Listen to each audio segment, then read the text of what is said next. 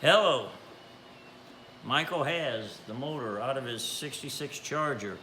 And what was happening was this thing had massive stinking blow-by. All right, And we found this piece of metal up on the valley, the lifter valley up there. And when you actually get looking here, and we're looking here, you can see the part of the skirt here, that piston.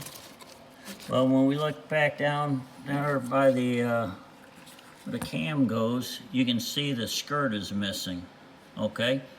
And what we think happened is that this stuff, as it broke, this counterweight picked it up and carried it around, and it broke the skirt off. Now you're saying, why did that metal stay on this counterweight? And as you look right here, you can actually see that it's got an impression there, okay? And the reason that metal stayed on this counterweight is because you had this windage tray on here. Well, this windage tray is for a 3 3/4 stroke. That crankshaft you're just looking at had a 4-inch 150,000 stroke, so it was closer to the windage tray, but it didn't rub the windage tray. This ugly looking spot here you see, that was from a 440 6-pack rod that fought its way out of the block probably 40 or 45 years ago. So that's an old battle wound. But anyway, that metal come down here and it couldn't drop into the pan, so it stayed in there, and this counterweight, act like a wiper, carried that metal around and broke off the bottom of the skirts. And you look right here, you can actually, I don't know if you can see that little like gall there. So this piston's coming up here, this number 2, you can actually see the metal is still stuck. It's like fusion welded to the bottom of that piston, right below where the bore of the piston pin is. Can you see that down there?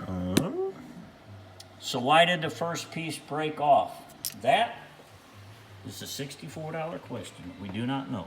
No, we don't. But yeah, so the skirts are broke. The other side, the cylinder bores look good, luckily. So we are thinking it is time for new pistons. These pistons were, in all honesty, from like 92, 93 or something like that. Naturally, being a 496, they had always been driven easily, so we have no idea why that come apart yet. Anything to add, men? So, how many miles did you put on this stroker kit? Well, this thing probably had like 27,000 miles when it was in that car. And that's the car that spit the 6-pack rod out and left that carnage on that factory Chrysler 1970 windage tray. But in all defense, we didn't tell you. These pistons here, folks, when we first did this motor, this stroker motor, that was a cast piston that was for a 400 Chrysler. And the 400 Chrysler has the piston pin located higher up in the piston. And somebody figured out that, you know what, you could use this 4-inch 150 stroke Chrysler crank with that 400 piston.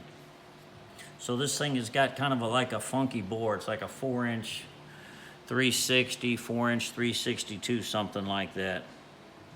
And this was when Chrysler very first started selling their stroker cranks. And this crank is what they say is unbalanced. And by that, what means is they did not drill these rod journals on the first journal and the last journal. Normally you look at a 440, a steel crank, it's going to have about a 7/8 or a 1-inch hole in there, which is going to lighten it. Well, if you look at opposite this rod journal here, you see this here.